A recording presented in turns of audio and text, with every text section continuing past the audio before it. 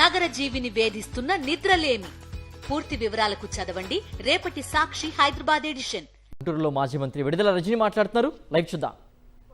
అలాగే ఇంతకు ముందు ఉన్నటువంటి వెహికల్స్ కూడా ఏదన్నా కండిషన్లు లేకపోతే మనకే ఎక్కడో రోడ్డు మీద ఎక్కడో ఆగిపోతున్నదో కాదు, మనమే వాటిని చెక్ చేసి వాటి కండిషన్ చెక్ చేసి మనమే కొన్ని తీసేసి మళ్ళీ మనమే కొన్ని కొత్తవి తీసుకొచ్చి దాంతోపాటు ఇంకా కూడా ప్రజలందరికీ ఎక్కడ కూడా అంతరాయం కలగకూడదు అని చెప్పి బ్రహ్మాండంగా ఇటు సేవలు ఉండాలి అని చెప్పి మరి మనం ఇవన్నీ కూడా తీసుకొచ్చి స్ట్రెంగ్తన్ చేసి మనం ముందుకు వెళ్తూ ఉంటే మరి మంత్రి గారు మాట్లాడుతూ ఉన్నారు,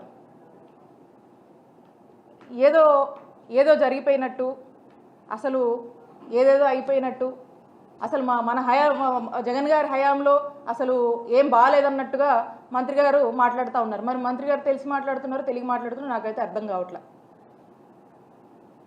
మీ అందరు కూడా తెలుసు, జగన్ గారి హయాంలో మా ప్రభుత్వంలో 108 సేవలు ఫోన్ చేసిన 15 నిమిషాలకి, అర్బన్ ఏరియాస్లో ఫోన్ చేసిన 15 నిమిషాలకి వెహికల్ అక్కడ ఉండేలాగా మేము దానికి కావాల్సినటువంటి చర్యలు అన్నీ కూడా తీసుకున్నాం.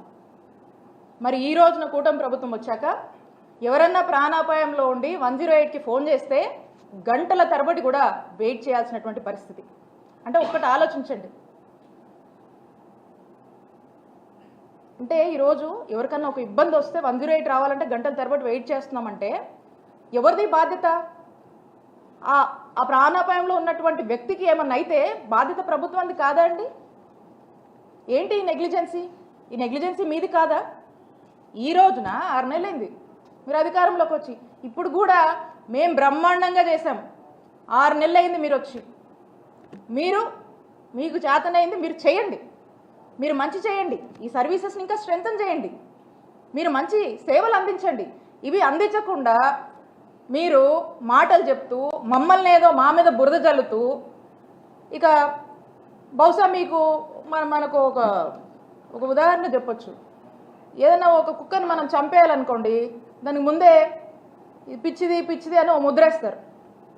అలాగే ఇక వాళ్ళకి ఏదన్నా ఈ కంపెనీ కాకుండా ఇంకో కంపెనీని మార్చుకోవాలనుకుంటున్నారో, మరి వేరే వాళ్ళకి అప్పచెప్పాలనుకుంటున్నారో, వాళ్ళ ఉద్దేశం ఏమో తెలియదు. ఇక బాగాలేదు అన్నాక ఇక చిన్నగా వాళ్ళు మార్చుకోవచ్చు కదా. సో కాబట్టి ఇలాంటి మీన్ థాట్స్ ఉండి ఏదో జగన్మోహన్ రెడ్డి గారి ప్రభుత్వం మీద బురదేస్తే అయిపోతుందని చెప్పి ఇలాంటి మాటలు చెప్తే ప్రజలందరికీ కూడా తెలుసు ఏ విధంగా మేము వైద్య సేవలు అందించామో. ఈ రోజున మీరు మంచిగా అందించాల్సినటువంటి బాధ్యత రాష్ట్ర ప్రభుత్వం మీ మీద ఉంది. మీ బాధ్యతను మీరు సక్రమంగా నెరవేర్చండి అని తెలియజేస్తున్నాం.